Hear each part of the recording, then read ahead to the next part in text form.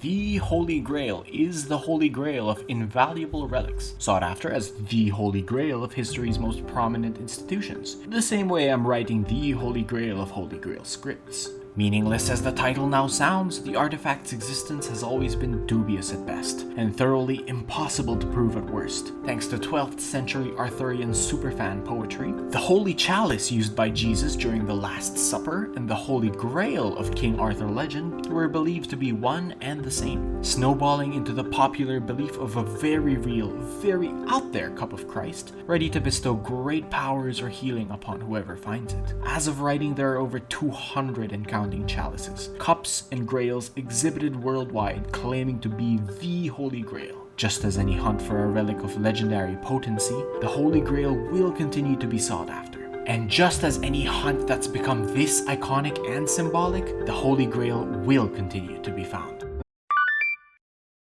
Cast from an estimated 294 tons of metal and engraved with precious stones and regional script, Myanmar's Great Bell of Dhammazedi is the largest bell to have ever existed, and it has been residing at the bottom of the mighty Yangon River for the last 400 years. Ordered cast by King Dhammazedi and housed in the Shwedagon Pagoda, the Great Bell was pillaged in 1608 by a foreign warlord and his raft hauled by elephants. The bell would later be lashed onto a ship that would wreck due to its colossal cargo, sinking to watery depths where it still lies. Murky visibility, 14 other shipwrecks in the area, and centuries of mud cover have turned away both local and foreign recovery expeditions empty-handed. Sonar imaging and sub-bottom profiling technology seem to imply the bell's location is at the very least known. Interestingly, local superstition holds that the bell is seen bobbing along the river's surface during full moon nights.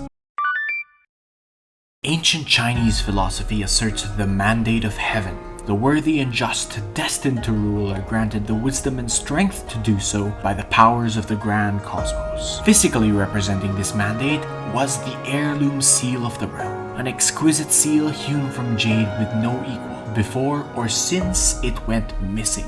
The seal was created to manifest the Qin dynasty's divine rule after it crushed and assimilated all other states by the end of the Warring States period. In the next 1,000 years of upheaval, betrayal, and empire on scales only ever seen in Chinese history, the seal changed hands through several dynasties and kingdoms, including through the Romance of the Three Kingdoms, and eventually definitively lost to the records by the Ming dynasty in 1369. The later 20th century Qing dynasty remained so conscious of the still missing heirloom seal that they created dozens of official seals to diminish Heaven's seal.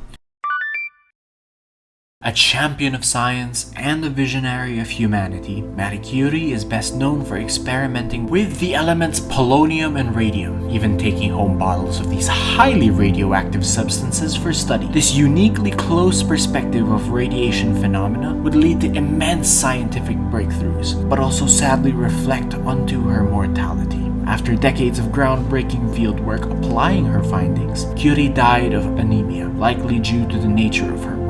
Her literally radioactive body is interred in a lead-lined coffin, and all her apartment's contents, from furniture, clothes, and notes, are kept sealed to prevent radiation exposure, accessible only through procedures consistent with handling nuclear material. Despite unwittingly bathing in the hazardous glow that would end her life, Curie looked back fondly at her studies, tenderly reminiscing the small, ghostly moments of science's beauty between the monumental achievements we remember her by. In 1929, an Oxford professor was consulted regarding a curious ring dug up in nearby farmlands. Following his expert deposition, the fascinating story of the ring could eventually come into focus. Silvianus was a British Roman who enjoyed simple things: community, faith, and the subtlety of wearing a golden ring inscribed with his name, used in a typo he pretended to ignore, much like wearing a t-shirt these days that says, "Silvianus is a badass brother lover." Tragedy struck when his ring was stolen by the scoundrel Senesianus. We, thousands of years into his future, would never know if Silvianus ever got his ring back, but we do know that he'd donate the equivalent worth of his ring to his local temple of Nodens, where he'd accompany it with a curse tablet, popular at the time to invoke his deity's favor to wreak havoc on the ring thief. underneath. The ring currently resides at the Vine's Ring Room, alongside a copy of The Hobbit, in honor of the fateful Professor J.R.R. Tolkien, who helped analyze the ring and caught a glint of more than just Silvianus' pig-headedness from the ring's implied story.